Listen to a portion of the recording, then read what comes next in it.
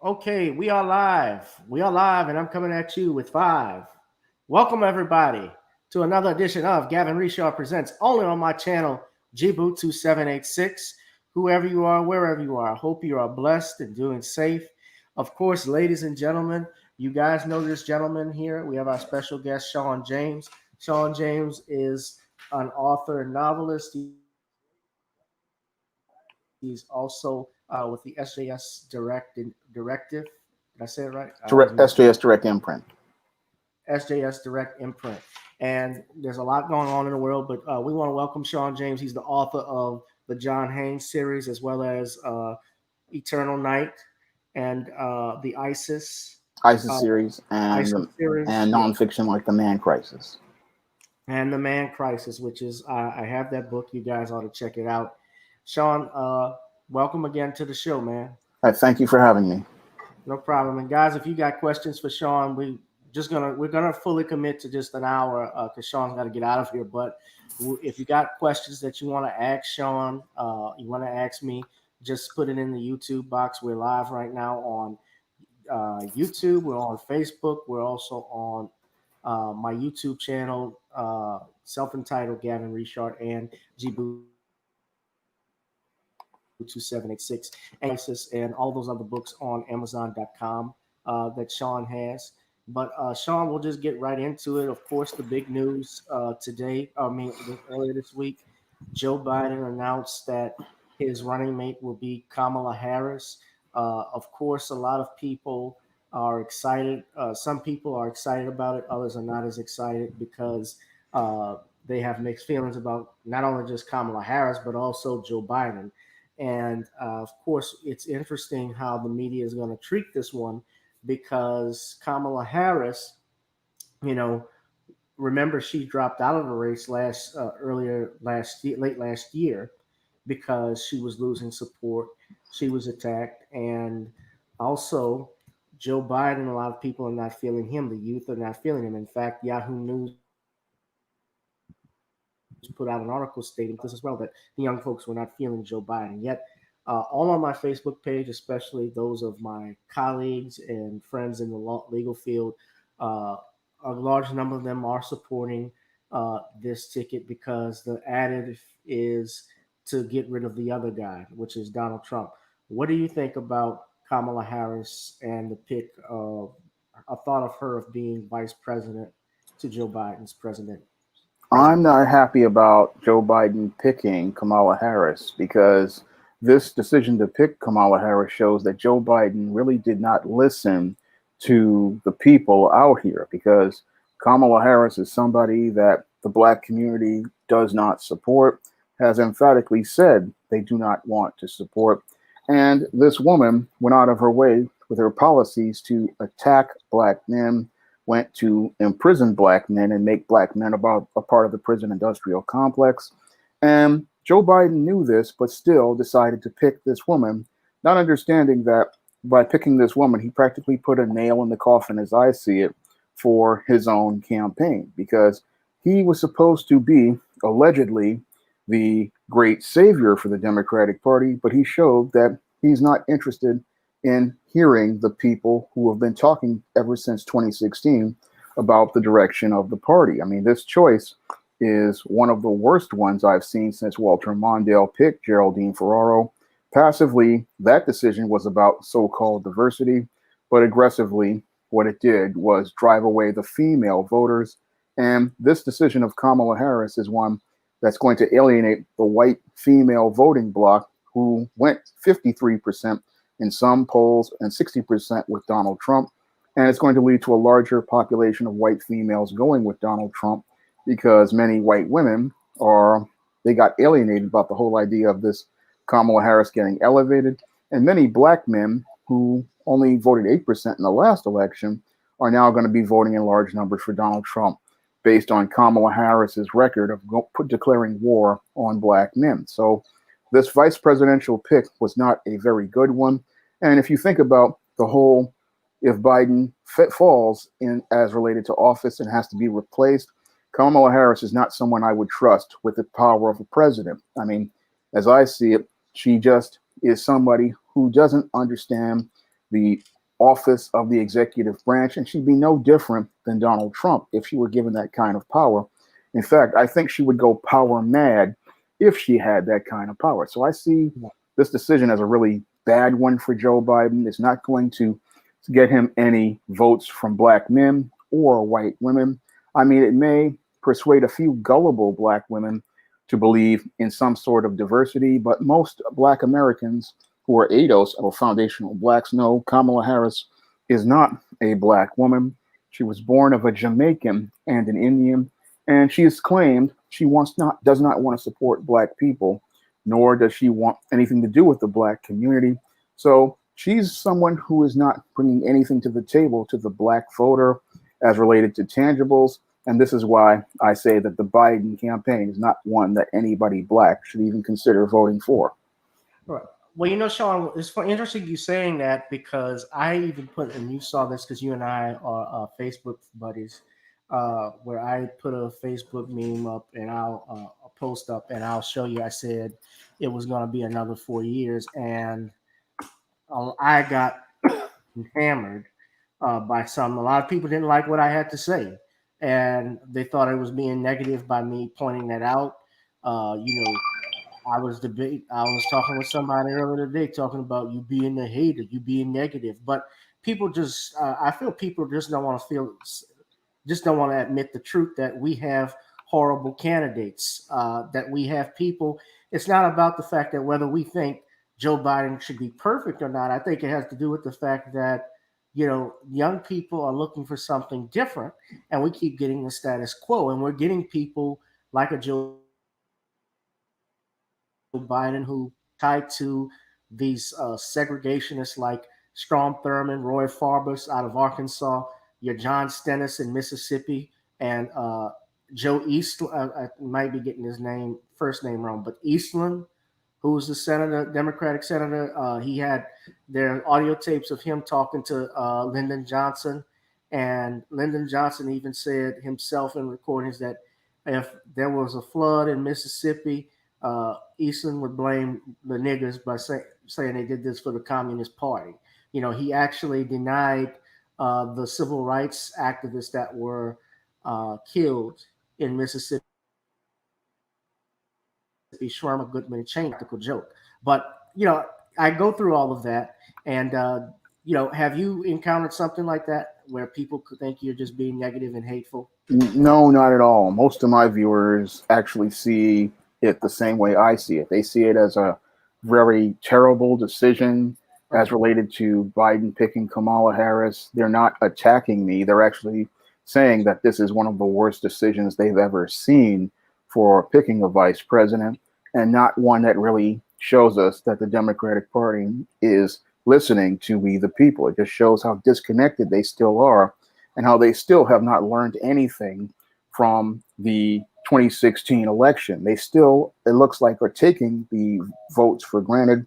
And many of the young people don't see anything as related to this ticket offering them anything in terms of jobs or anything in terms of hope, because this ticket is still so rooted in the past and still so rooted in blue check politics that it's not thinking about the young people and galvanizing them to go out here and vote. There's nothing in it for the youngsters. They're looking at it and saying, look, there's nothing here. These candidates just all they talk about is I hate Trump and I don't like Trump. And again, that's not a platform. You're bringing nothing to the table, and that's always been the left's problem is they only have one argument, and that argument is we don't like Donald Trump, and that's not enough to get people excited about your platform, because you're not bringing anything tangible to the table. You're not bringing an agenda to the table, and you're not listening to people who have agendas.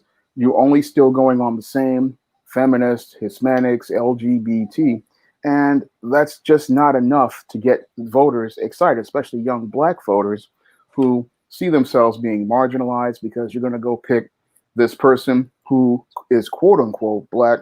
But then after all these riots and all this stuff that went on with George Floyd, it shows that black life still doesn't matter to Joe Biden, and black votes don't matter to him. And he needs to be taught a lesson that if he doesn't want black to offer black tangibles, then black people shouldn't even vote for this ticket, because this ticket offers nobody anything. And again, it shows nobody listened in the last 4 years. So, how do you feel about the idea of another 4 years of Donald Trump? A lot of people say, well, they're our only hope. They all we got. Well, that argument just doesn't wash for me because to say this is the only hope, but if you want to be a hope for somebody, you have to bring something to the table. You have to have something you're going to offer outside of just the other guy is bad. I mean, this is an Right. argument many beta males use when they go out here and they see a girl dating a guy that they don't like. They just go, the other guy is bad, but they don't really bring up anything that they have to offer except I'm a nice guy, and that's not enough. I mean, you have to bring something to the table.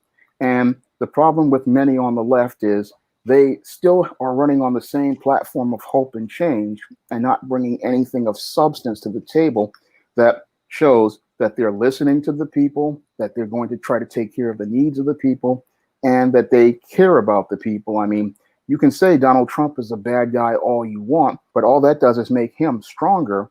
You have to bring something concrete to the table Right. to show you have a different product and this product is going to benefit the American people. I mean, what the critical question we have to ask the left is what does Joe Biden and Kamala Harris bring to the table that is going to benefit the American people? What type of direct vision do they have for the country for the next 4 years? What type of plan do they have to take the country in a better direction than Donald Trump? I mean, just to tell me Trump is bad, that's nothing. I mean, I could say I'm not Donald Trump by saying I'm Shawn James. Okay, that's the argument you have. I'm Shawn James. I'm not Donald Trump. Should I run for president? Should you vote for me? I mean, do I have the qualifications to be the president? Those are the critical questions anybody should ask out here. And Joe Biden really has not answered that question outside of that. Because I could run for president and say, I'm not Donald Trump. I'm Shawn James. You should vote for me because I'm not Donald Trump. And that's the silly argument that the Democrats are running. And that's why they just have run one of the weakest campaigns. And I thought the Hillary campaign was weak. This one is even weaker than that. And it just shows how they take the American people for granted and how they just don't appreciate the voting blocks and the voting masses. They don't respect them by giving them a tangible platform. I mean, that's just, you had 4 years to give the American people a tangible platform, and you gave us absolutely nothing. And that just shows how lazy these candidates are, that they didn't come to the table with their best against one of the weakest candidates out there. And you could have easily beat this guy, but you just had to do your homework. Yeah, most definitely. And I'm sharing with you guys an article from the New York Post where they just inside Kamala Harris's history as Attorney General, as a prosecutor, which I believe would be is going to be heavily scrutinized in the election because right now, as Jason Black said, we're in the honeymoon phase where everybody, I guess, right now there's a pop and excitement because Biden has found his pick for the presidency, his running mate. But you have people who, when she had time as a prosecutor, people have brought up the case of Matrice Richardson, who was a black lesbian woman who was found. Her remains were found in a park, if I'm not mistaken, and apparently that was investigated. Many people suspected the sheriff's department, the Los Angeles Police Department, did not do a thorough job, and Kamala Harris's office declined to press charges on it. And I'm hearing that from some people in California who are complaining about that. Um, the issue with her as a prosecutor, where she talks about sentencing. It says even here during her tenure as Attorney General, at least 1,560 people were thrown behind bars for marijuana related offenses from 2011 to 2016. But when she was on the Breakfast Club, she joked about smoking marijuana and, listening to Snoop Dogg, even though Snoop Dogg probably, by the time she was in college, Snoop Dogg was still a teenager, wasn't even heard of at that time. But I think people suffer from historical amnesia as well. We repeat ourselves, and I actually looked into the case you were talking about with Walter Mandel and versus Ronald Reagan and how he won in a landslide. And honestly, I would not be surprised if Donald Trump did win this election. I don't think like uh, I don't see a Biden Harris ticket, and this is with carrying a southern state. Yeah, I mean, I don't see it either. I just the Biden picked a really bad candidate, and he just doesn't have a Right, platform. and that's just realism. And they're just not strong enough to take I'm on sorry, a Sean. Donald Trump, and that really. I'm sorry, that's just saying that they're just not strong enough to take on Trump. You can continue what you're saying. Yeah, well, what I was just saying was that I don't think that's hate being negative. I'm just speaking facts. No, that's just logic right there. I mean, anybody logical can look at the historical context and say, hey, this has a lot of parallels to Walter Mondale and Geraldine Ferraro, which was supposed to take on Ronald Reagan. And Mondale, back in '84, wasn't prepared. And he came out here with a platform talking about raising taxes and going back to the Carter era and the approaches of Jimmy Carter. And he practically got destroyed in 1984. And Biden isn't really bringing anything outside of Obama platform, and the Obama platform, like the Carter platform, is a failure. So this is not something that looks like something strong. It's not being negative. It's just looking at things from a logical and critical perspective. Unfortunately, many in the Black community, they get emotional, especially a lot of Black women. They think that because they picked Kamala Harris, that it means that he is supporting Black women, but in actuality, he is actually using this woman in order to manipulate to try to get the Black female vote. And she actually ran when she was senator American, uh, as an Indian American. When I Yes. read the articles, when she won as senator, they were talking about her being. Let me see if I can find it and pull it up. But they were talking about her being the first Indian American senator in the United States. That they were touting that. I remember when Bobby Jindal, who was actually the worst governor the state of Louisiana probably ever had in a long time, probably before I was born. He was actually being touted, uh, for the vice presidency, for the presidency. Actually, they wanted him as a candidate. I was like, oh hell no. And but let me see if I can find that. Uh, Someone put it up. I think it was shout out to all the people in the channel. Garrett Gregory's watching. Alex, see you. Tony Dooley. We got a lot of people watching, man. You guys got questions? Ask right now. Now is the time. But yeah, certainly. But you feel, what do you say though to the generation, especially of elders who say you don't vote, you voting for Trump, or your vote matters and so forth? When Black people are a minority in this country, we don't control. We're only 40 million, at least 40, between 40 or 45 million people in this nation, and there's 350 people in the United States that live here total. So while we may be a swing vote, we're not the majority. Yeah. Well, I have to say to those elders who want to talk about that argument of if we don't vote, it's a vote for Trump, you have to bring something tangible to the table as related to voting. We cannot allow people to keep taking the Black vote for granted by just saying we have to go out here and vote for anyone. You have to give me something to vote for. I mean, every other community out here, when they go out here to vote, they go out here to vote in exchange for something such as earmarks for government programs, federal jobs, or a housing or housing contracts. They vote to get tangibles back in exchange for their votes. And we can't just sit there and just vote for anyone without them coming to us and delivering on goods.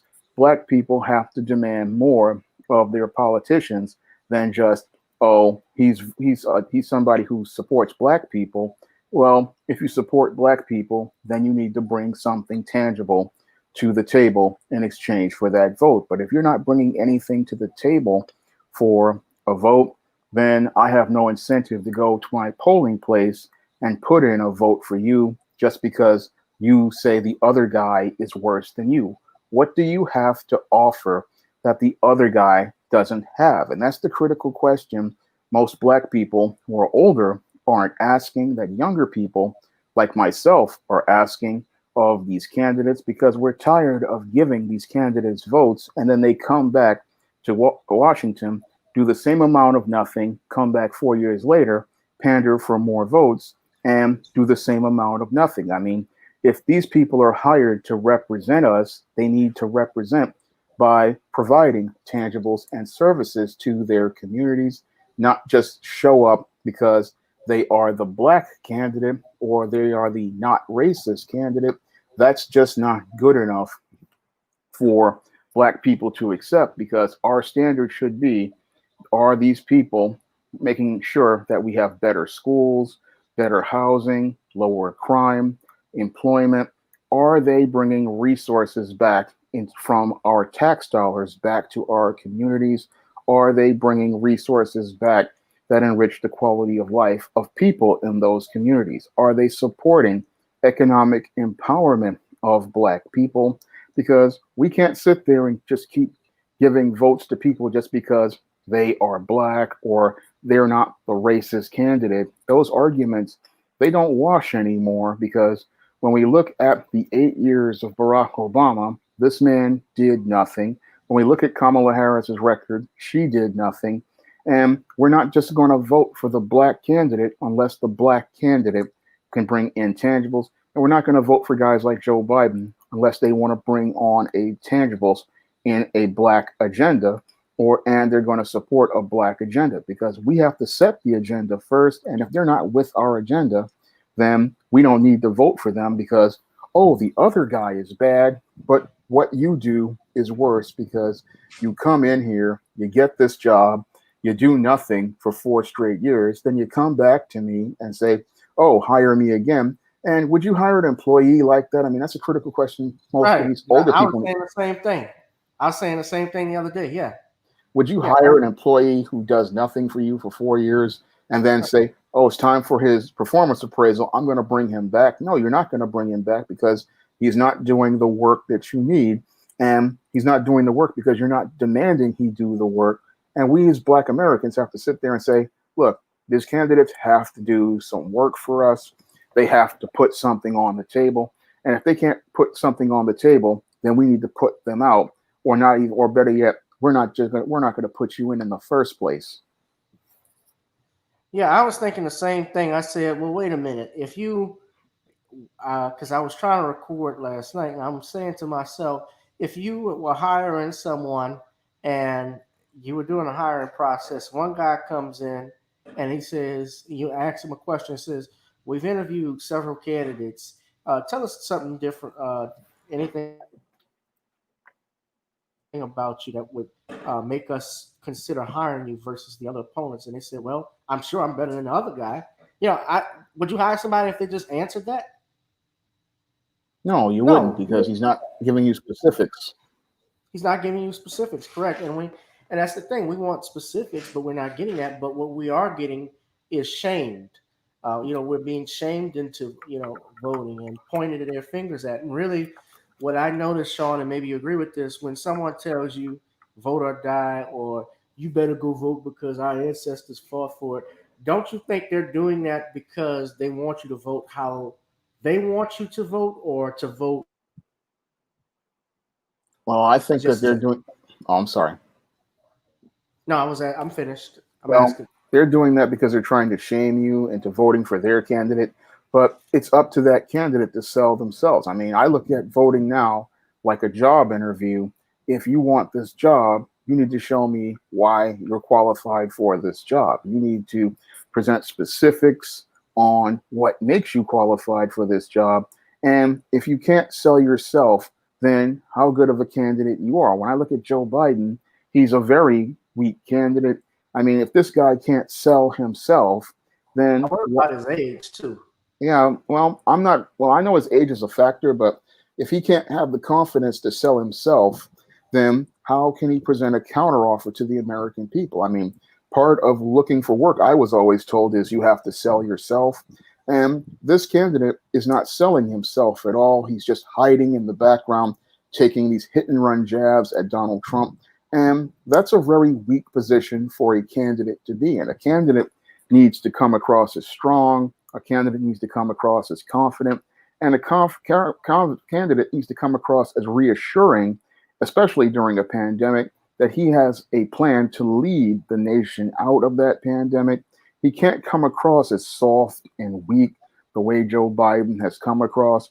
And he has to sit there and assert himself and then sell himself. And then after he sells himself, sell his vision. And I'm not seeing that from a Joe Biden. And you can come at me with vote or die or our ancestors, but ultimately it's about the candidate selling himself or herself and showing what they have to offer. I mean, if I would came into a job interview with my head down, wearing a pair of Timberland boots, spice tans, sagging jeans, and I'm coming in for a job interview, nobody's going to take me seriously. And many of these candidates, they don't make you take them seriously because when you ask them critical questions, they can't answer the questions. And they come in with shaming language, which is a very feminine thing. Oh, I'm going to shame you because if you consider the other guy, you're bad. But this is all about you, and you have the spotlight on you. And this is your opportunity to make your impression on the people. And a lot of these candidates are not doing a good job of that. And the American people are giving them a pass. I mean, Joe Biden's presentation, as I've seen it so far, has been unacceptable. I mean, if you're going to be the leader of the nation, you need to show leadership skills. You need to present yourself, with confidence, and you need to present a vision of how you're going to tackle things like this pandemic and how you're going to help get the country back on track because we have half of America out of work, and you need to be talking about what you want to do to get this country back working, functional in a rapid amount of time. Most definitely. We got by any means necessary in the building. What's up, man? Joe Biden's one interview away from talking about the first time he and his father lynched a black man. That, wow. Well, I know this much. He has said, he has said a lot of I guess you can call it inflammatory things. Of course, the last thing he said was about comparing the black community to the Hispanic community, and basically said, unlike the black community, the Hispanic community is diverse. Although you look in the black community, we're hella diverse in terms of how we look like, of what we look like, how we think, what we say. Of course, I do think the one thing you could say that we may be monolithic in is the fact that we vote Democratic often. Too often, too much. And this is not coming from a Republican. I'm not. I'm actually registered as a Democrat, but I'm considering, switching to independent. I think independently as well because I don't like a lot of things that, what's up, by any means necessary. I think a lot of people, especially young black people like myself, are frustrated with the way things are going in the Democratic Party and how they have treated black men in particular. We've just been, I think they really disrespected us with stuff like this. So we're just tired of seeing that. Yeah, we are tired of seeing it, and they just take Americans for granted. And that's one of the things I have a problem with the Democratic Party is just that they think, oh, we're just going to just take people for granted and people have to vote for us. And they don't understand that people are just tired of them. People are tired of them taking just not being nonchalant, not caring. I mean, I look at the way the House and the Senate just left all of these unemployed people in crisis with no sort of relief, no sort of unemployment extension. I mean, this just shows, again, like I saw in 2009 with Obama when he let the House and the Senate go on vacation. They put themselves first and did not put the people first. You have people who are barely trying to make ends meet, don't even know how they're going to be able to pay their bills or feed themselves. And they are just took people for granted. And on the left, they just try to use us as pawns. And it's time, and people are just saying enough is enough with them. Enough is enough of their just thinking that they're better than everybody else, smarter than everybody else, and treating people like trash. And that's why people are just tired of these politicians, because they just talk a good game, but they haven't delivered. And they talk down to you. They have this whole paternalistic view of, we know what's better for you, but then they don't care about we the people. And that's one of the things I get from a lot of Democrats is this: I'm smarter than you, I'm better than you, and I don't have to think or care about you. I can just do whatever I want. They again take people for granted, and they just again have not learned a single thing from 2016 when they got chastised with Hillary Clinton's loss. They just are going back doing the exact same thing and not understanding doing the exact same thing and expecting a different result. It's called insanity. Insanity. Right, the definition of insanity. Uh, well, no doubt about that. Uh, Wanted to get into another topic right fast, Sean. This news came out on yesterday, and I want to share it with you. 20th Century Fox is no more. Disney, of course, acquired 20th Century Fox in 2019, and subsequently, Disney has announced that they just added 20th Century Fox brand, one of the most storied names in entertainment. They announced Monday it would be rebranding, one of its TV studios, 20th Century Fox Television, as 20th Television. The name cuts both the Century and Fox from the studio's name, and it allows Disney to drop the Fox name from its 20th Century Fox film brand. Uh, it follows the fact that, that they dropped the Fox name from its film brand in January. The company, which closed a $71 billion deal to acquire many of Fox's assets last year, remained the longtime studio as just 20th Century Studios. And of course, 20th Century Fox, man, you think of them, these are the guys that they produce Star Wars and the Alien franchise as well as Predator franchise. And Sean, I just wanted to get your thoughts because I know you're a guy who examines entertainment and so forth. What did you think of something like this? Well, it's just par for the course. I mean, Disney figures they bought all of those assets. And when you buy assets, you can practically do whatever you want with them. So, what they're doing is they're trying to erase Fox from history so that the Fox name won't go on and the Disney name will go on. And that's just what happens when you have companies acquiring other companies. I mean, this is a sad part of what happened with the Telecommunications Bill of '96. And this is what I think Bill Clinton and the Republicans did not see happening as a result.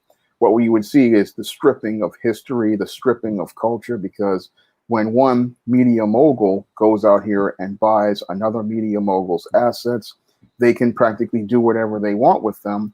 And they can practically change those assets or change what those assets look like because they own and control them. And this is why we had federal regulations to go out here and prevent people from doing this, because when one person controls all of the media, what they'll do is wind up erasing these names that are historic, like 20th Century Fox, because they want their name to go on.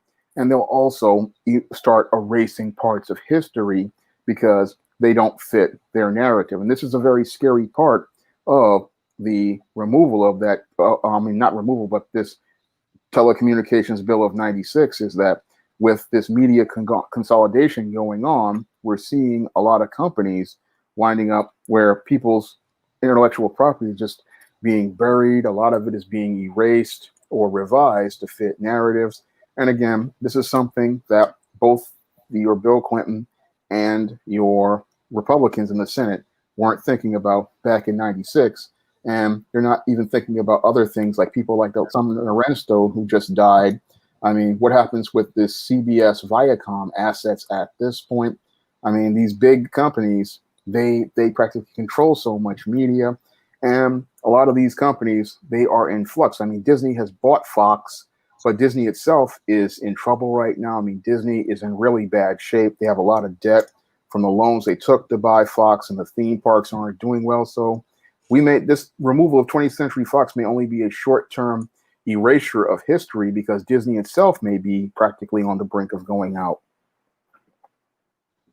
You think Disney's on the brink of going out? Yeah, because they bought Fox with a bunch of loans. They're not bringing revenue in because they haven't been able to open movies due to the pandemic. and they haven't been able to open theme parks due to the pandemic.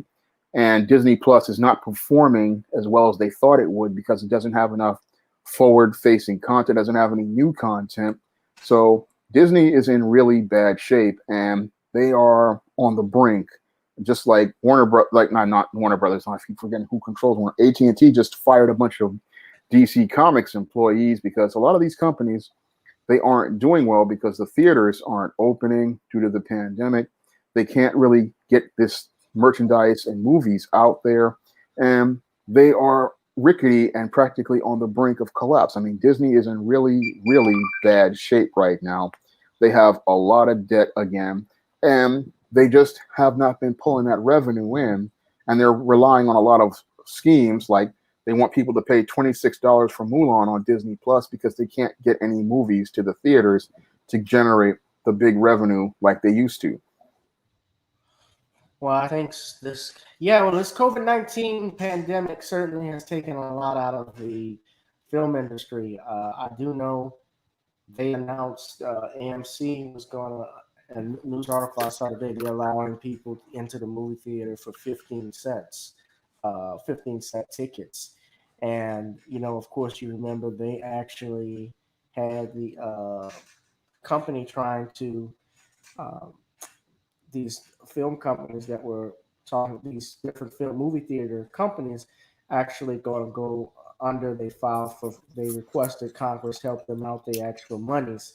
And of course, I don't think anything happened with that because we may be seeing those businesses close as well. You make me want to get a bottle of water right now, man. Yeah, I need to cool off for a second. Yeah. But a lot of these theaters they were suffering before this because there was a major decline in box office at the theater because people were not going to the movies because the movies were so bad.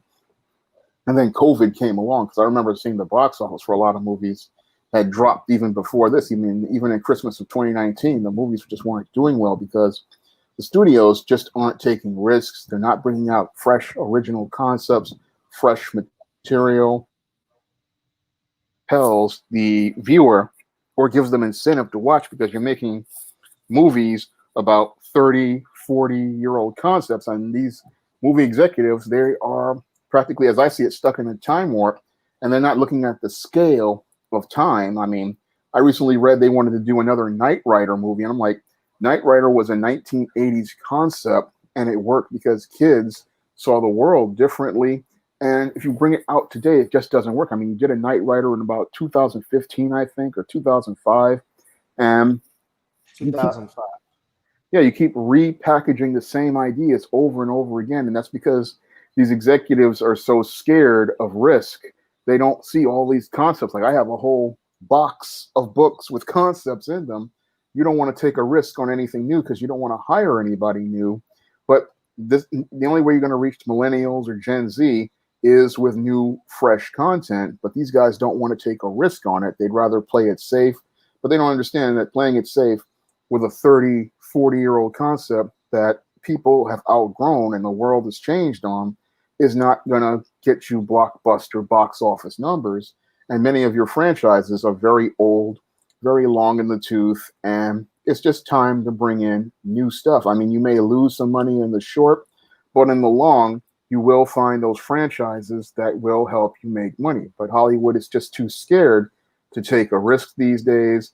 And I fear that we're going to have to see a 1960s, 1970s style collapse to get these executives back to taking the risks again. Yeah, I agree with what you're saying. Um, I think our by any means necessary actually said. I got to go back to the comment. It was funny. Bad. This is very bad for entertainment, especially if Disney's involved. That mouse is not a mouse, but a very diseased rat with rabies, which will infect everyone and everything. I think about that because keep in mind also Disney owns the rights to Star Wars. They own the rights to uh, Marvel Comics. They also own the rights to The Simpsons that was acquired in that deal. So it's like you got a whole monopoly on the entertainment industry. One No, they have company, what they have a monopoly on is old material, and they don't no, understand.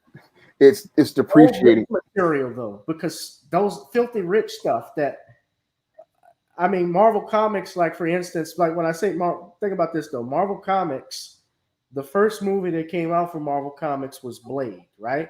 And Yeah, then after Blade, X Men, and so forth.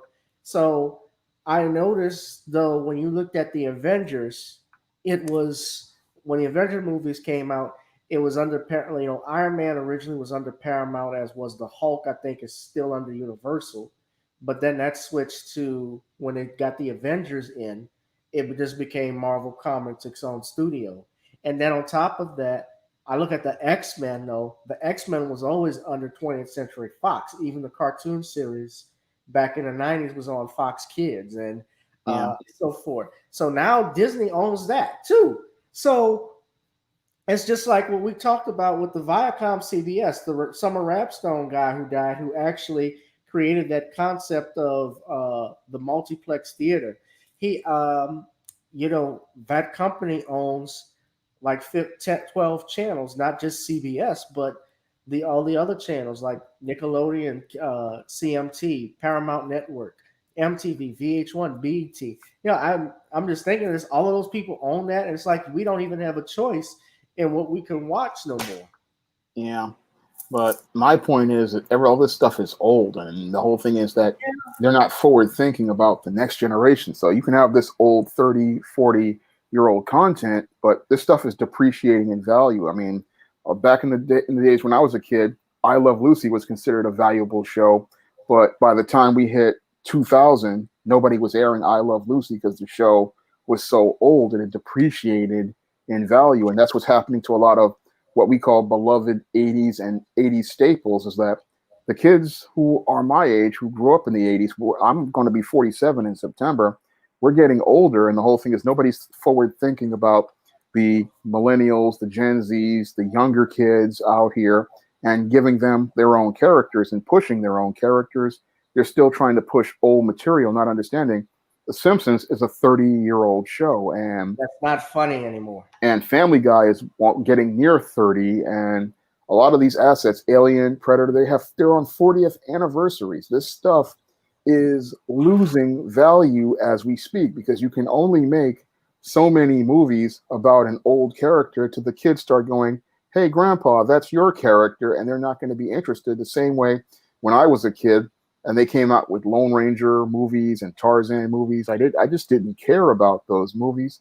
And today's kids aren't interested. So we have a lot of these older people trying to sell this old material thinking that it's so valuable, but they're only valuable to a small group of niche collectors and niche fans, and that fan base is getting older as we speak. The younger kids really aren't taking to these characters because the stories don't really resonate with them because they come from another era.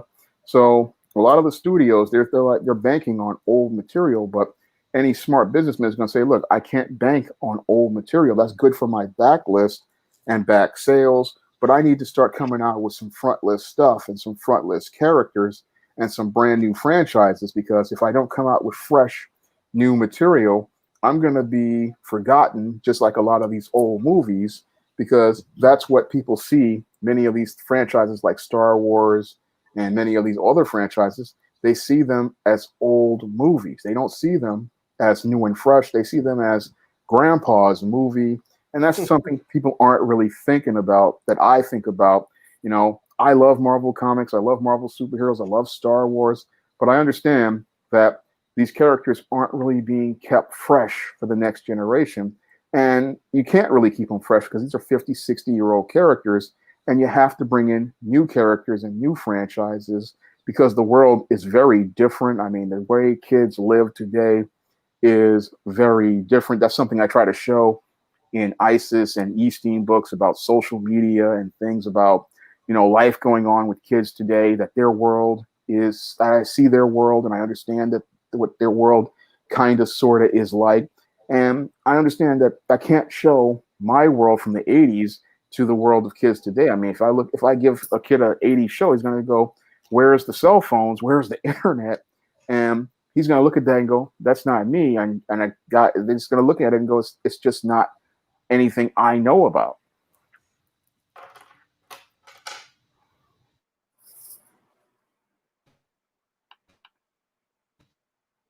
Yeah, I think that say this in closing. Right now, this is the time I think Hollywood can really re-examine itself in terms of the content that they put out. Yeah, those characters, I get what you're saying about them. This is those characters are old. They're not fresh. They're not new. But the thing is, they're always going to generate money, and that's what Hollywood looks at. So, like we take Batman for instance. Batman has been around before my father. When my dad was growing up, he watched the old Adam West series that came out. And I used to watch reruns of it as well, even though it was campy. I still enjoyed stuff like that. But then when I was growing up, my Batman was Michael Keaton, and honestly, Kevin Conroy, who voiced Batman, the Batman animated series. That's the stuff we grew up on, and of course, that's gonna they're always gonna do a new Batman movie because they always know people are gonna buy that money. We look at the Joker movie, for instance. I didn't think anybody could ever top Heath Ledger. Let alone I didn't think Heath Ledger was going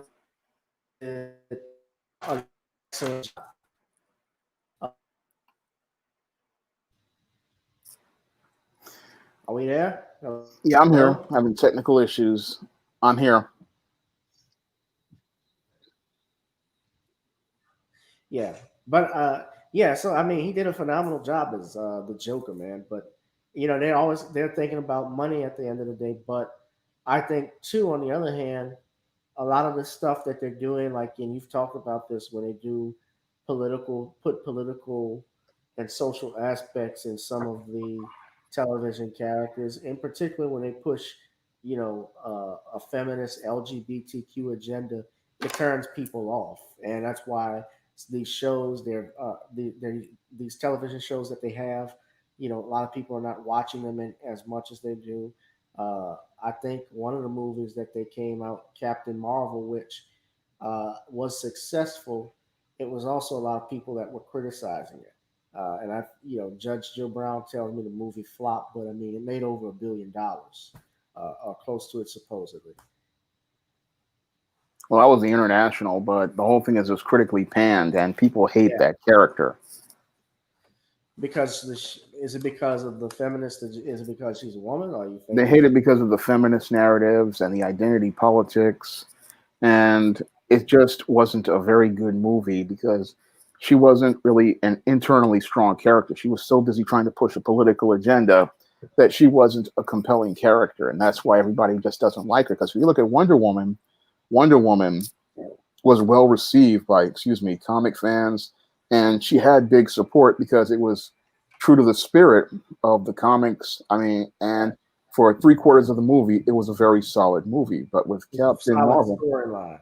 yeah, you were all involved in the story and the characters, but with Captain Marvel, you just got preached to, and nobody goes to a movie to be preached to. They You go need to a movie to entertainment. escape their problems, and all Captain Marvel did was bring us a problem and talk about female empowerment. And Gail Gadot is a fine woman. She's a fine woman. I think a lot of us like looking at her. Even the woman who was actually on Wonder Woman, she played Aurora in not Aurora. She was in Man of Steel. What was General Zod's right? You know who it is, right hand woman. What, Feora, I think. Feora. I'm sorry. Yeah, Feora. Aurora was Star Trek. Yeah, Feora. Yeah, she actually I think auditioned for Wonder Woman, and she's pretty cute. She could have gotten it too, but yeah, and I'm anxious to see what the Gail Gadot this Wonder Woman 1984 is going to bring. They're talking about releasing the movie in the fall, but honestly seeing movie theaters opening that fast. No. They may as well just put it on demand. Same thing with the Well, James Bond well, they films. don't want to take that risk because they have put over $100 million in this movie. And Well, I understand that, but I mean, I'm sorry. Go ahead, finish.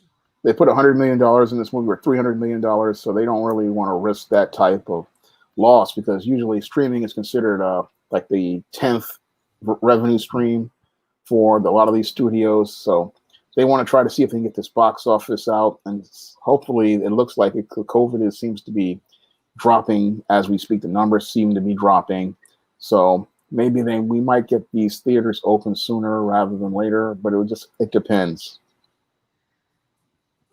But then they're talking about a spike in the fall, and Well, movies have been pushed to the fall. I just, you know, I understand the money aspect of it because, Netflix. I know when they did The Irishman, they spent over 100 million just in creating that movie alone, and that's not even including marketing and advertisement. But they're a streaming service, so uh, they thought they would get in the box office, and I honestly thought they should have won some Oscars for that, but it didn't happen. yeah, but that's that I think about this, like streaming is like a last ditch effort, but I think they're going to try. I think with the Biden, if Biden wins, we're going to see a whole different story. We may see theaters opening up. We might see a whole different game because the whole thing is, I think a lot of this stuff is being held back because Trump is still president. But I think if Biden were to be elected, we would see a whole different game. What do you mean? I mean, we might see all this virus talk go away or start to Yeah. decline. Okay. I think that may possibly be happen with a Biden election. That's what they're gambling on because a lot of the people on the left who control the media and the businesses, they really want to get back started to business because they've lost so much money. So what they want to do is get Biden in office in order to get back to business as usual.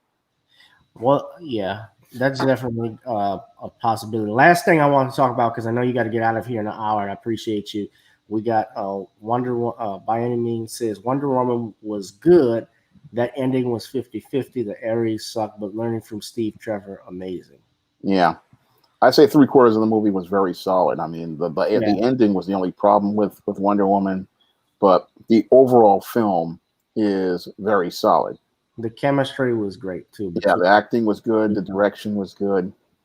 yeah, remember there was a movie theater I think in Texas where they only allowed the women to go see the movie. They tried to push that woke agenda and it didn't work. Yeah, a lot it backfired on him. But the last thing I want to talk about, Shawn, your thoughts on this, and I I am gonna eventually make a video on it. I just haven't been feeling too great. It's not COVID, everybody. It's not that. My throat, if you can tell, I'm not talking as much. It's just my throat has been killing me. Um, Um, was WAP too much? And of course, I'm talking about the Cardi B, Megan Thee Stallion video. Shawn, did you see it? no, I didn't see it because if I wanted to watch porn, I would just go watch porn. I mean, this is just basically a pornographic video being mainstreamed as a social norm, and people needed to push back against this because what these women are doing is just promoting sexual promiscuity and promoting stripper behavior and as I call it, whorehouse culture as a social norm. And these women talk about a WAP, but they have an empty bank account and a net worth of about $5. So this promoting of this WAP, as I see it, is just something that's disgusting. This video is disgusting. Well, I don't think And Cardi B's net worth is down. She's a millionaire, but I I think don't no, but I'm talking about in terms of not of her character, and the women she's promoting have a net worth of $5. I see what you're saying. Yeah. The average black female who acts like this has a net worth of $5. So they don't have any value, and they have low self esteem because they have low self esteem. That's why they're showing these body parts because they don't have anything of substance to show themselves. And this type of video, I'm not gonna even want to even look at because if I want to look at porn, there's Pornhub and a bunch of other pornographic websites where you can watch this type of content for free. Now, do you see where this article? I just looked this up. This is an article in Teen Vogue. WAP reaction shows how threatened men are by female sexuality. This is Teen Vogue talking about this. And that's not an appropriate article for Teen Vogue as I see it.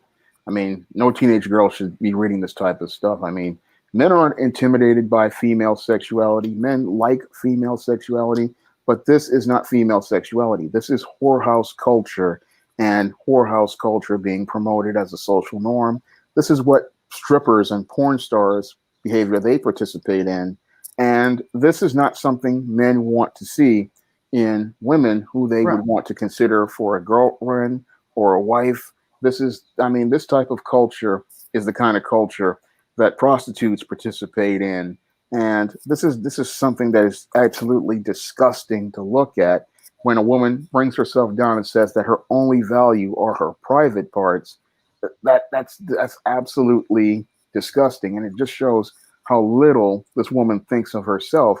But then these same women later on, after they have promoted this whorehouse culture, later on when they get older, talk about how they want to get a good man. Well, if you're not promoting the values of a wife to people or somebody that a man can bring home to his family as respectable, then he has no interest in wanting to deal with you. I mean, what man wants to be reflected by a Cardi B or a Megan Thee Stallion? That's the critical question I have to ask these women who talk about this is about female sexuality.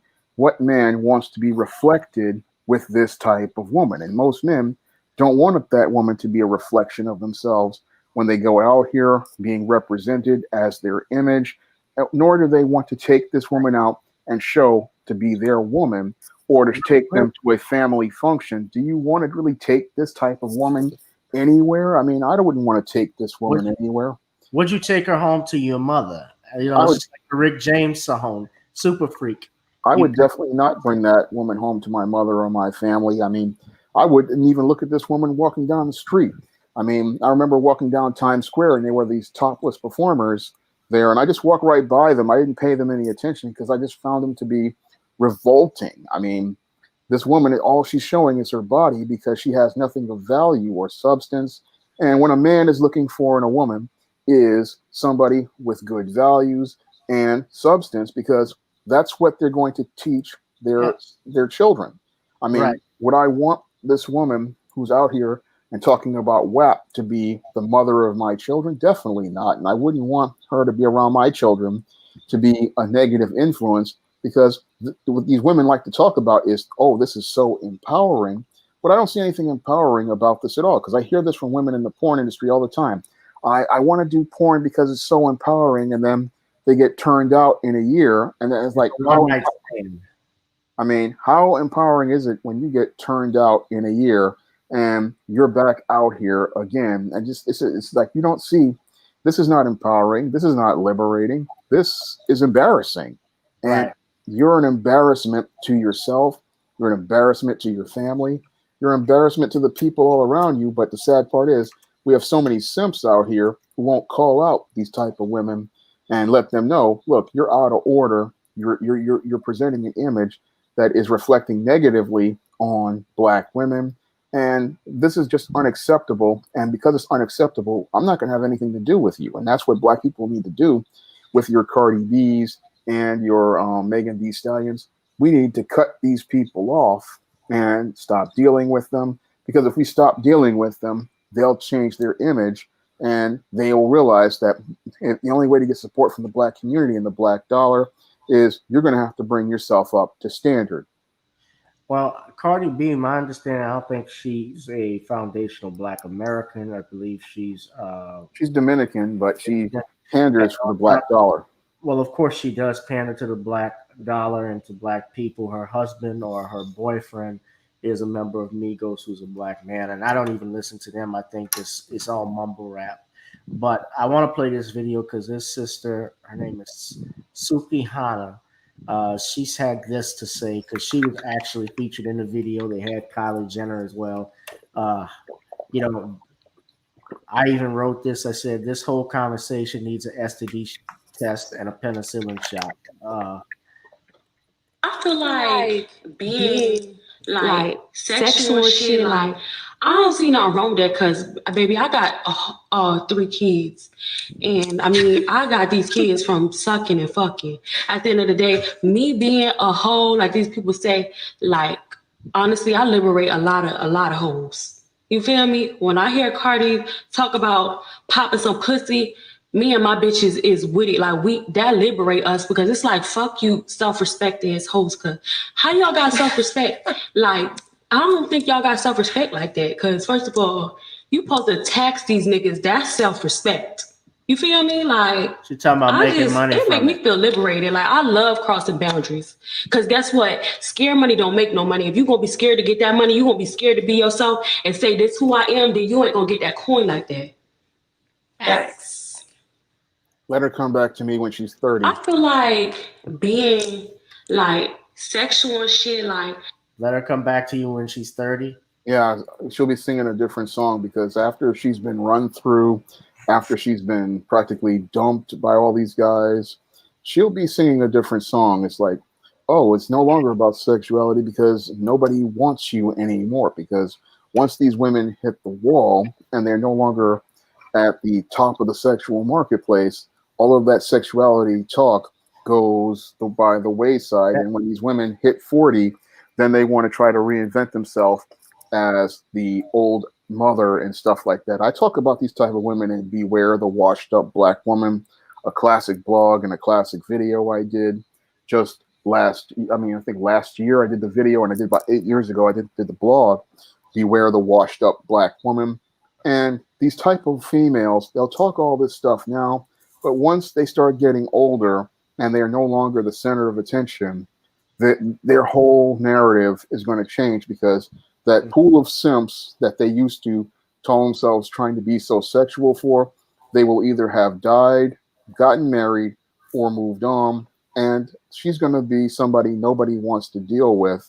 And she's going to find out that being on that whole slut road is a lonely one because after all those guys have gotten what they wanted, they're just going to toss you to the side and you're going to be a forgotten female.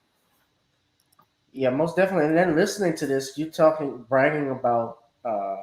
And let me start over.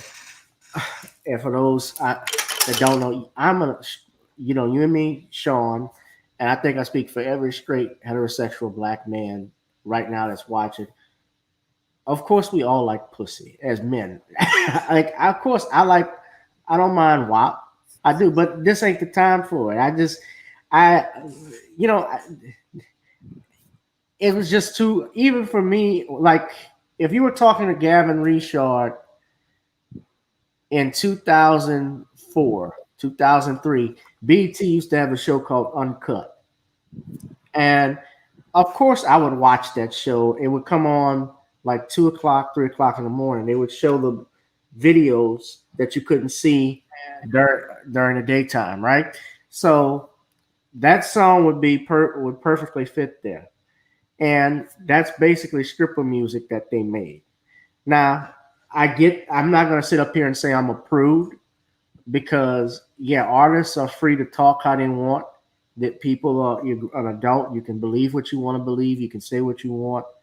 I guess the aspect I have to say is though, how is this empowering though? Why is this being promoted as empowering women in the culture? Yeah. Because wait, I'm just one more thought because our young black, we're in a crisis right now, in a breakdown of the family, a breakdown of morals, and right now when we're fighting for our freedom, we're fighting for inequality, against inequality, we're fighting for justice. We're not getting it with these police soldiers, these race soldiers, excuse me, that are killing young black men. And you know, Cardi B and Megan Thee Stallion are talking about having hoes in this house.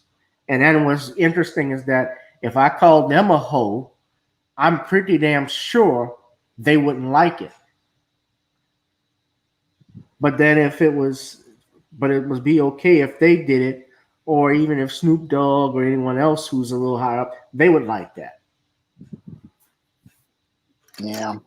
But that's the type of double standards they have, and that's what makes them hypocrites. They'll sit there and tell you, "Oh, I call myself a hoe, but when other people call me a hoe, I'm a misogynist. And again, just they shows their double standards, and it just shows me that these women, they really are full of it. They just do this for attention, talking about how it's empowering, but it's not empowering at all. It's degrading, it's debasing, and a lot of these women, you can't really listen to anything that they say regarding these things because they don't know what empowerment is. I think a lot of them don't even know what empowerment is because they never had a father in their life to show them self-esteem, show them self-worth, to show them value. Because I can clearly see the daddy issues in many of these types of women who have to flaunt their so-called sexuality. Because if they had a father there to meet their emotional needs, then that man would be the one that they would be have a full center on, and they would be thinking about presenting an image that reflects positively on him because they understand, again, a daughter is a reflection of her father, just like a woman is a reflection of her husband, and she wants to put the best image forward to reflect on them. And that's a message that sadly your so-called empowered woman never gets. Most definitely, man. And Cardi B should not be a instead of promoting her as a role model for young black kids, young black girls in particular, because that's what she's marketed as. I would rather our young black girls look at, at least even the sisters who did the Hidden Figure sisters that were in there. The black women like your Sojourner Truths and your Harriet Tubmans. Those are idols that we can look up to. Ida B. Wells is another one. Things like that nature. Uh, we need to learn our history and so forth because we're bound to repeat the same mistakes, and I see that in our society. And I'm not saying that these artists, Cardi B and Megan Thee Stallion, aren't talented, but just look at what they're promoting. And the music, honestly, most of the music today in general sucks. Yeah. It's hit or miss with a lot of stuff. It's not consistent. And I think it has to do with the fact that the artists that we had back then, when you look at Marvin Gaye or Michael Jackson or, uh, a Stevie Wonder, Frankie Beverly and Mays, they actually wrote songs. Same thing with uh, the Gap Band, Charlie Wilson. He writes songs. They wrote songs that made you feel good, but also made you think, and we don't have that anymore.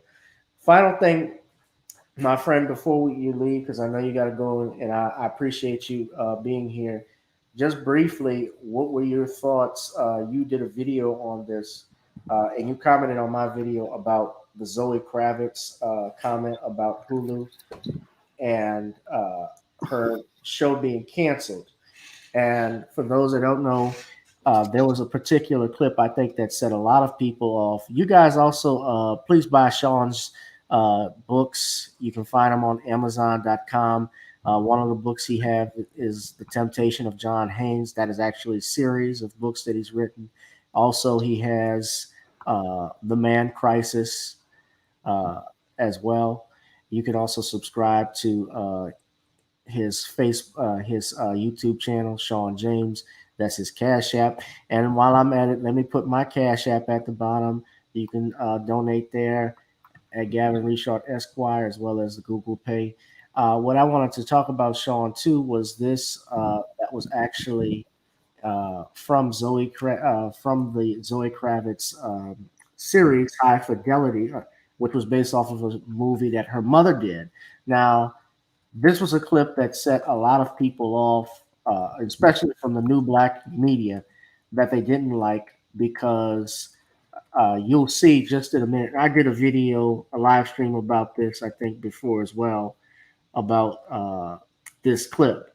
And I want everybody to take a look at it and you'll just see. And Shawn, you have voiced your opinion, but I want everybody just to hear what you have to say on it. And it won't be long, my friend. I appreciate you staying with me. All So, right. so here we go. This is the clip. So, and you're going to see why this show was canceled. So, here we go. Hey, what's going on? This person who's clearly never been on the internet is trying to buy a fucking Michael Jackson album for her boyfriend. question. It's his birthday. Which album? Which album? Do you guys have it? Yeah, we have it.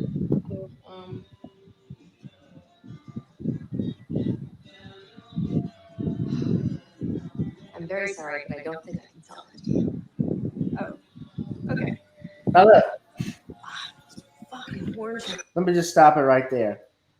I could never tell a customer, and I know this is serious, but I could never tell a customer what they were able to buy and couldn't buy. If I did anything like that, I would be fired. When I worked at Walgreens, first thing we've learned is about that old adage: the customer is always right. You check out people, you can converse a little bit. Hello, how you doing? That's it. But I would do nothing to turn a customer away. Alright, so I'm working day and night. All right. Yeah. Fuck it. Let's do it. Great. So this man is a pass. I'll give a pass to anyone who's scaled mental illness. Exactly. How does it benefit society to hold Quincy's genius hostage just because the dude that's Sing over his shit ended up being a full-blown child molester? Allegedly. Where'd you get that from, Rob? Huh? From fucking convenient opinions on us? Okay, you still listen to a dude who raps in MAGA hat. So, Fucking serious. Having shitty politics and a second grade understanding of American history is a tiny bit different than being a goddamn child molester. allegedly. Jesus. Kanye West has a mental health issue. You don't think Michael Jackson had a fucking mental health issue? Okay, cool. Great. So this is what I'm gonna do. I'm gonna pop over to Charles Manson and we can all just vibe out to that. That sound cool for you? Charles Manson made music. Why? Would you like to buy that for your boyfriend too? Exactly, that'd be good. You know what, Simon? The streets really. The only artists that we will ever listen to are inarguably nice people, right? With unassailably. Sean, have you noticed that the blacks are the only ones that are against this, and the whites are defending Michael? Yeah, I noticed that. I also noticed that it's poorly written. how does that work here?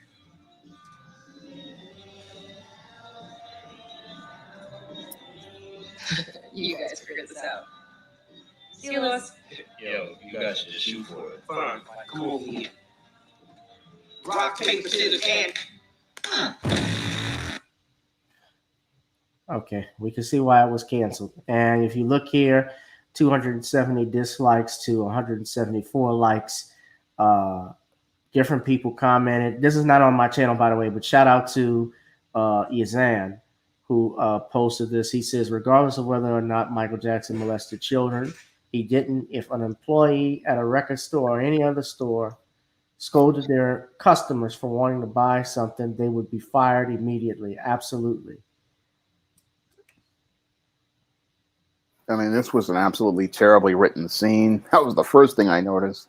And the second thing I noticed is just, it wasn't funny. I mean, this High Fidelity was supposed to be a comedy, but it wasn't a comedy. And Zoe Kravitz wanted to go on about how it was about diversity, but no, it was about how terrible this show was. And the show decided to take a dig at Michael Jackson, a man who has passed on and can't defend himself. That was really cowardly, I noticed, as related to the writing of the show. But your Zoe Kravitz wants to talk about, oh, it's about diversity, but I don't see anything diverse about this show. The show was created by a white man, adapted from his book, and Right. this black character was a token black character that was added to the movie and to the show. And the great irony is you have Zoe Kravitz, who says she doesn't identify as black and talking about, and she's the token on this show. And what's really even hilarious is she's talking about, oh, this is all about diversity, but you don't identify as black. You want nothing to do with black people. You're married to a white husband, but you're talking about there not being any diversity as related to Hulu. But you're on a show where you're surrounded by white people, and the show is basically not something that was designed to appeal to black audiences, but you want to talk about diversity. It just shows how disingenuous and dishonest your Zoe Kravitz is and how hypocritical she is, because you can't claim that, oh, I want diversity, but then I don't want anything to do with black people. So which one is it? That's the critical question I asked Zoe Kravitz. Is it about diversity, or are you just mad that your show got canceled? But when I look at that clip, it's clear to me why your show got canceled, because your show was filled with identity politics and didn't really have much humor. I mean, people, when they go to watch a show, they want to get a laugh, and High Fidelity didn't look very funny at all. I mean, this show's ratings were not doing the Luke Cage numbers of the first season. I mean, Luke Cage broke servers at Netflix. High Fidelity was barely a blip on anybody's radar. Right. And Luke Cage actually, that was perfect timing because when it debuted in 2016, I think what attracted everybody at that time was the police shootings that were taking place. You know, it was perfect to see a black man who was a superhero who wore a hoodie, just Yeah. like Trayvon Martin. And I'm just looking at these comments, man. When you mess with Michael Jackson fans, boy, they will come for you. Yeah, Michael Jackson is an icon, and for them to take a shot at Michael Jackson just shows this is just a bad show. It was just no music record store that I know of, or any record people who sell records and albums. They're not going to take shots at Michael Jackson. Somebody comes in and asks for a Michael Jackson album, they're going to sell it to them, not give us this woke melodramatic tirade that we saw right there. That's an easy transaction, and that's fast money. I mean, this was just, excuse me, really bad writing all around. I mean, I remember sitting there as a screenwriter seeing so much cringy dialogue, it wasn't funny. I mean, the writing here was just absolutely terrible. The acting was flat. I mean, this show got canceled for a reason, and the reasons had to do with the bad writing, the bad acting. I mean, just it was just an overall terrible show. Right, it was, and no doubt about that. And even his nephews, Todd Jackson, of course, I saw him on Nicole's View. He was condemning it because, and even what's funny too is Zoe Kravitz also attacked Bill Cosby. Uh, you know, talking about how our mother always had this sense of darkness around Cosby. I'm paraphrasing, but something along those lines. But if it were not for Bill Cosby, nobody would have known who your fucking mother was. Yeah. And nobody cared about her. Nobody cared about Lisa Bonet after she left the Cosby Show, and because all she wanted to do was get with white guys in these movies like Bank Robber and all these other crap movies that nobody cares about. And Bill Angel, Cosby, Bill yeah, Cosby was protecting her. He was trying to groom her for the girl next door role, and she would have probably had a far better career under Bill Cosby's leadership than going out on her own to become the woman who got turned out by white guys, the same way Halle Berry became the girl who got turned out by white guys. And they go out there thinking, "Oh, I'm going to go out here and be in these mainstream movies," but all they do is wind up getting turned out by white guys in sex scenes and put in gratuitous nudity. And Zoe's following right in her mother's footsteps, trying to be this white man's side piece. And what happens is you just so wind up getting used, turned out, pumped and dumped, and then laughed at by a bunch of white guys. And Bill Cosby, again, he tried to save Lisa Bonet from this, but Lisa Bonet, she just so caught up in being with white people that she wound up headed down that road and wound up getting turned out and exploited. And what's sad is her own daughter is heading down the exact same road, not understanding the paradigm that's going on and the vicious cycle that's going on. I mean, her daughter was the reason, and I shouldn't put it in that terms, but that was the reason why she got fired from A Different World because she became pregnant by Lenny Kravitz. yeah, she didn't have that. She didn't understand that Bill Cosby was preparing her for a far better career, but she wanted to go out here and live this wild life. And where did that get her? I mean, she went from being a player who could have been, she could have, Halle Berry could have been, wouldn't be Halle Berry if it wasn't for Lisa Bonet messing up. She could have been in Halle Berry's spot had she just taken the right steps. Yeah. You know, Michael Jackson actually asked Halle Berry out and she turned him down. That was a mistake. Yeah, I think he dodged a bullet. Yeah. Really, as her husbands have been. But I mean, Halle Berry is, she's very attractive. I can't lie. But When she did Boomerang, oh my gosh. Boomerang. Oh, yeah, but she was a siren, and yeah. sirens destroy men. So A lot of guys dodged a bullet with her, and she went down the same road because she wanted to get with the white guys, and the white guys turned her out. The black men try to keep Billy Bob. these black producers try to keep the black actresses on the road to being the black girl next door, but sadly, many black girls are so spellbound by that white man, they think that he's got something good there, but he's not really doing anything. They think that he's going to enrich them with these experiences, develop their acting range, but in actuality, they wind up becoming laughing stocks that these white guys make fun of because after they've had them in the nude scenes and the sex scenes, they practically don't call them after that. And I wrote about that in my screenplay, All About Maryland, how they will just use you, have you out here with your butt out here, and then after they get that scene, they go on and they don't ever call you again, and they give the roles to white women. Yeah.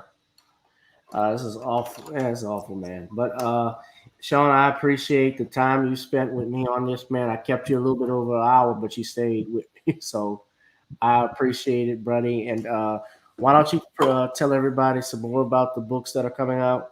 Well, what's coming out on Halloween is Eternal Night, and Eternal Night is a vampire story. It's one that's action packed, African American horror. I'm going to leave a link to it in the chat. And this one, is it available for pre-order? Yeah, it's available for pre-order on Kindle. I'm going to put the link to the pre-order on Kindle in the chat.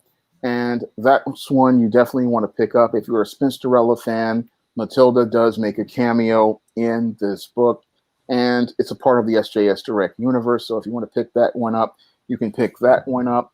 And what's also coming out in November on Black Friday is E-Steam Blast from the Past, which follows up on E-Steam The Sands of Time. So you can pre-order that book, and that book features the first SJS Direct comic book and the pages that I want to use to try to get people interested in a possible Indiegogo for the future. So that's coming up on Black Friday. That's coming out on Black Friday. You can pre-order that book on Kindle, but the paperback will be available probably in November or before then. But those are the two books that are out then. And you can also pick up ISIS, the main event, that's available right now in paperback and Kindle format. This one just came back to Kindle Unlimited, so if you have Kindle Unlimited, you can read it for free. And you have John Haynes, The Man with Nothing to Lose, which is available on Amazon.com right now in paperback and Kindle format. This is also available on Smashwords, the iBookstore, and Google Play. Most definitely, man. All right. Well, Shawn, thank you for being down with us, man, and being here on the channel. You're always welcome to come back to promote more books. And guys, I just want to let you all know you can also check out my book, Katrina. Eyes have not seen, ears have not heard. This is obviously the 15th anniversary of the Hurricane Katrina disaster. It was actually the worst disaster, not only in American history, but it was a complete failure on every level of government. And you guys can check that out. I wrote that while I was in college, and my first and only book as of now. But I got more books. Another book on the way that I am in the development stages. I've actually finished at least over 50-something pages of it, so I'm nearly halfway through. And hopefully it'll be in time for the fall, and I will give you guys updates about that regularly when things become available. So, having said all of that, you guys subscribe to Shawn's channel. Buy the book, The Man Crisis. Excellent book. They've up to 400 sales, is it, or 500? It's 400 going on 5. So it's Okay. like 410 right now or something like that. Trying to get it to 500 by the end of the year. All right. Shawn, thank you for coming on, man, and we'll be in touch. We'll do this again probably next week if you want. All right. Well, thank you for having me on the show. All right. You guys have a good night. This has been another edition of Gavin Richard Presents here on channel GBoo2786, as well as my YouTube channel, Gavin Richard. And thank you all who are watching on Facebook. Please donate to the Cash App, Gavin Richard Esquire, or Google Pay, gavin.grich1@gmail.com. Peace and love, family. I'll holla.